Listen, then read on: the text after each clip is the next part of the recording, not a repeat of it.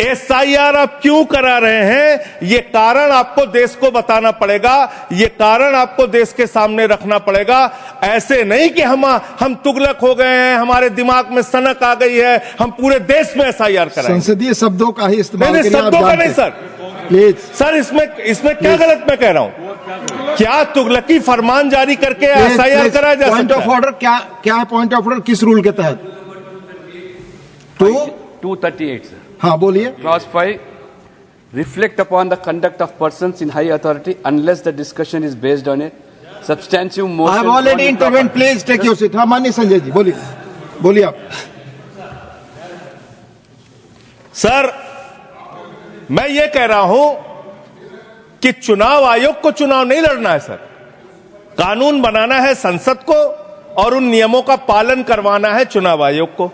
तो आपको जब ये ताकत ही नहीं है एसआईआर की, एसआईआर कराने की ताकत ही नहीं है, आप किसी विशेष परिस्थिति में कारण लिखकर तब आप किसी क्षेत्र का, मात्र किसी क्षेत्र का आप एसआईआर करा सकते हैं, पूरे देश का एसआईआर आप नहीं करा सकते।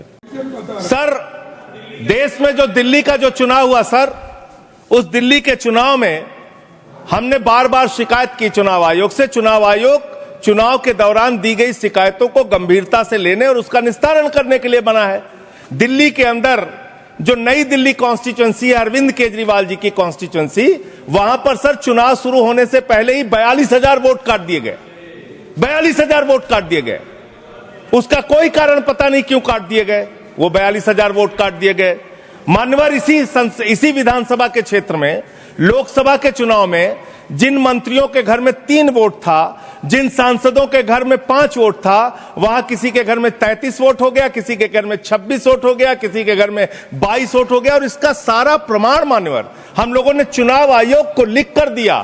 तो आप तो कहते हैं मुसलमान देश की आबादी बढ़ा रहे हैं, आप तो 6-6 महीने में 18-18 साल के बच्चे बढ़ा ले रहे हैं, 33-33 वोट बढ़ा ले रहे हैं। ये कहां से आ रहे हैं? ये कहां से आ रही है? आबादी आपकी कैसे बढ़ रही है? दिल्ली में पूरी तरीके से आपने चुनाव का घपला किया, जिसका हम लोगों ने लिखित शिकायत दी थी।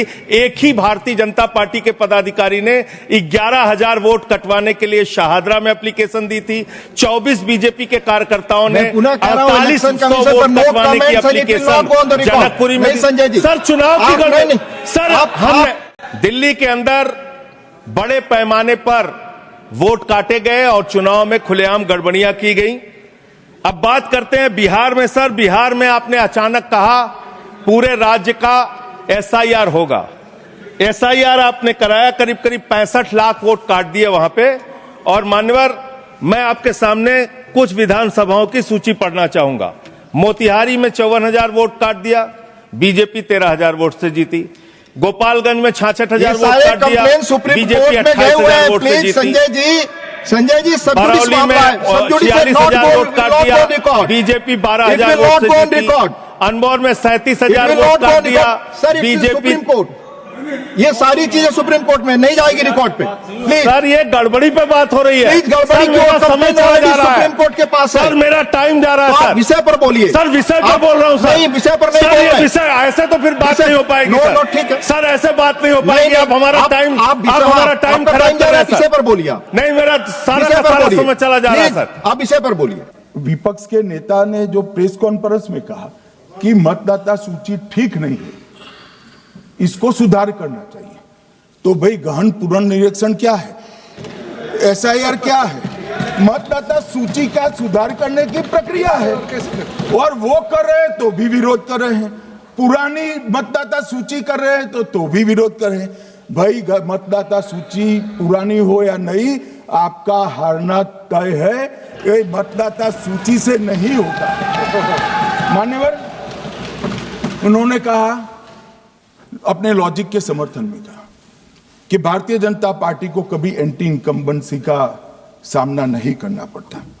मान्यवर एंटी इनकम्बेंसी इनके खिलाफ होती है जो जनहित के विरुद्ध काम करे। ये बात सही है कि भाजपा को एंटी इनकम्बेंसी का फायदा विरोध बहुत कम करना पड़ता है। हमारी सरकारें बार बार चुनकर आती हैं, चाहे राज्य में है या केंद्र में। परंतु ऐसा नहीं है कि हम 2014 के बाद एक भी चुनाव नहीं हारे। छत्तीसगढ़ में 18 में हारे, राजस्थान में 18 में हारे, मध्य प्रदेश में 18 में हारे, कर्नाटक में भी 14 के बाद हारे, तेलंगाना में हम जीत नहीं पाए, चेन्नई में हम जीत नहीं पाए, बंगाल में भी हम हारे। भाई तो तब तो ये मतदाता सूची बहुत अच्छी होती है, टब से नए कपड़े पहनकर आप शपथ ले लेते हो। उस वक्त मतदाता सूची का विरोध नहीं करते हो, और जब मुंह की पटखनी पड़ती है बिहार की तरह, तब मतदाता सूची का विरोध करते हो। माननीय मेरे दोहरे मापदंड नहीं चलेंगे लोकतंत्र में।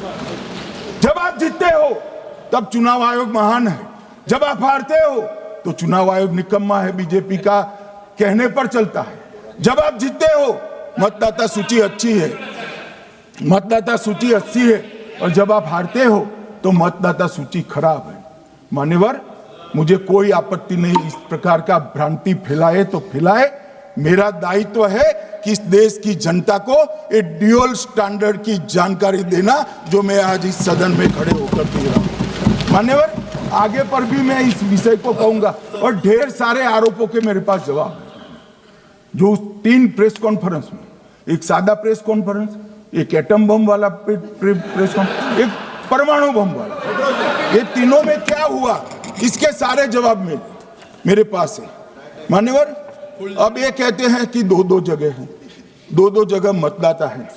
मान्यवर, किन किन लोगों के 2-2 जगह मतदाता, मैं इसमें जिनके नाम 2 जगह रजिस्टर्ड है उसका दोष नहीं निकालता मैं, क्योंकि एक जगह से कोई व्यक्ति दूसरी जगह गई तो 2010 के बाद इसको डिलीट करने का अधिकार आरओ के पास से ले लिया गया। इसके कारण ये विसंगतियां खड़ी हुई है। किसके हैं? श्री प्रशांत किशोर जी के 2 जगह मतदाता है, पवन खेरा जी का भी है, तेजस्वी यादव का स्वयं का है, टी सिद्दीकी एनआईसी केरल के नेता का है, मान्यवर संजय सिंह आप पार्टी के नेता के हैं, एक किशोरी पेडनेकर यूबीटी शिवसेना के हैं, इनका भी है। मान्यवर, सामान्य गलतियां हैं, क्योंकि एक नियम आ गया, जिसका वोट काटने का जिसका अधिकार है उसको रोक लिया गया, तो आरओ वोट काट नहीं सकता था, इसलिए 2 जगह रह गए। अब वो ही एक गहन पुनर्निरीक्षण से सुधरना है, मगर आप गहन पुनर्निरीक्षण को वोट चोरी कह रहे हो। मान्यवर, वोट चोरी किसको कहते हैं वो मैं बताना चाहता हूं, और हमारे यहां कुछ परिवार ऐसे हैं जो पूछते नहीं वोट चोरी करते। अच्छा, बोलिए आप। हाँ, बोले आप, बोले। हाँ, बोले आप, बोले। स्पीकर सर, मेरा कल एक सवाल था, जो हिंदुस्तान के इतिहास में पहली बार डिसीजन लिया गया कि इलेक्शन कमिश्नर्स को फुल फुल इम्यूनिटी दी जाएगी। ठीक है, ये है ना, इसका जवाब इसका पीठ में खत्म नहीं किया सर। इसके पीछे जो थिंकिंग थी वो हमें सबसे पहले बताएं। ठीक है। दूसरी बात, नहीं, हरियाणा की जहां इनने बात की, इन्होंने एक उदाहरण लिया, वहां पर अनेक उदाहरण हैं। वो भी आपने दिया था ना, 19 वो भी आपने दिया था, इसलिए दिया वो भी। 19 लाख वहां पे फेक लोग, वो उदाहरण आपने दिया था, इसलिए उसका जवाब दिया। और ये भी हमें बता दीजिए, actually let us have a debate on my press conference, let us go, let us have very good idea, let us have a debate on my press conference. Amit Shah ji, I challenge you to have a debate on the 3 press conferences. Please. ठीक है, बैठ जाइए। माननीय, please माननीय, आपने बात की थी, प्लीज।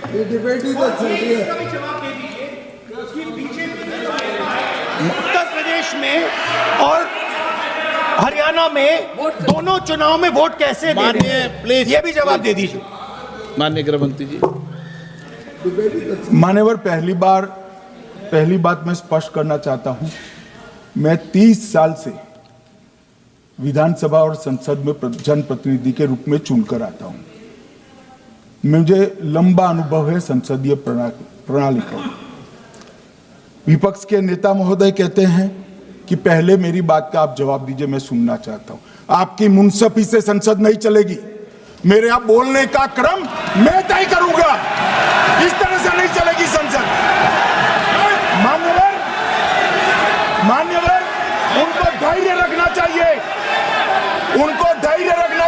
मेरा जवाब सुनने का।